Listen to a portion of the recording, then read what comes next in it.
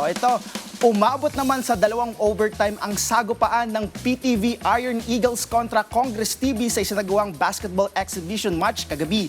Yan ang sentro balita ni teammate Paolo Salamati. Nasubok ang kakayahan ng men's basketball team ng PTV at ng Congress TV matapos magharap ang dalawang koponan sa isang friendly basketball match kagabi sa isang court sa Barangay Tanyong sa Marikina City.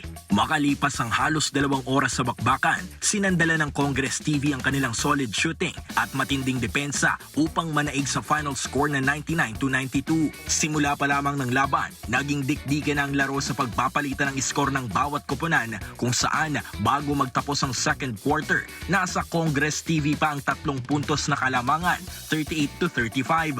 Ngunit nagbaon ng 3 ang shooting forward ng PTV Iron Eagles na si Aaron Lintag sa mga huling segundo ng first half kasabay ng foul upang makumpleto ang 4-point play at agawin ng kalamangan pagpasok ng halftime. Pagsapit ng ika-4 na quarter, nagkaroon pa ng chance ang Iron Eagles na ipanalo ang laban sa 2 puntos na kalamangan, 72-70, bago makalusot ang isang crucial layup ni Rodnel Baldovino ng Congress TV sa huling 4 na segundo para tuluyang itabla ang serye sa 72-all.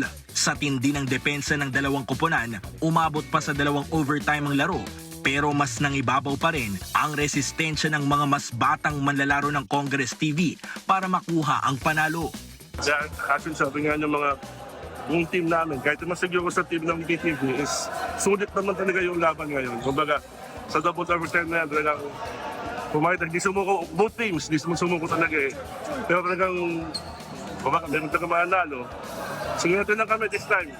Kasi last time, para ko sa PTV, pero maganda yung laban. And at least yung mga players, ay nagkakaano naman sila. Matatanda ang una ng tinalo ng PTV ang Congress TV sa 2026 Interagency Basketball League na ginanap noong Marso sa Quezon City, kung saan itinanghal din ang Iron Eagles bilang kampyon ng torneo. Ibinahagi naman ng isa sa mga player at empleyado ng PTV na si Lintag ang kahalagahan ng pagsali sa mga ganitong klaseng exhibition game. Maganda kasi hindi tayo gaano nakakapag-practice ng regular eh. So yung mga ganitong tune-up game, malaking maitutulong nito sa PTV team para magkaroon din ng gelling yung team. Kasi alam niyo naman, nagtatrabaho, di ba? Hirap magsama-sama. Kaya mabuti na rin nagkaroon ng ganitong exhibition game. Ang PTV Iron Eagles ay kabilang sa mga koponang naglalaro sa isang amateur and developmental basketball league sa Pilipinas na Sinag Liga Asia na may layuning maging aktibo sa pagsali sa mga ganitong klaseng tune-up match bilang preparasyon sa iba pang malalaking ligang nakatakdang salihan ng koponan sa hinaharap. Paolo Salamatin para sa Atletang Pilipino para sa Bagong Pilipinas.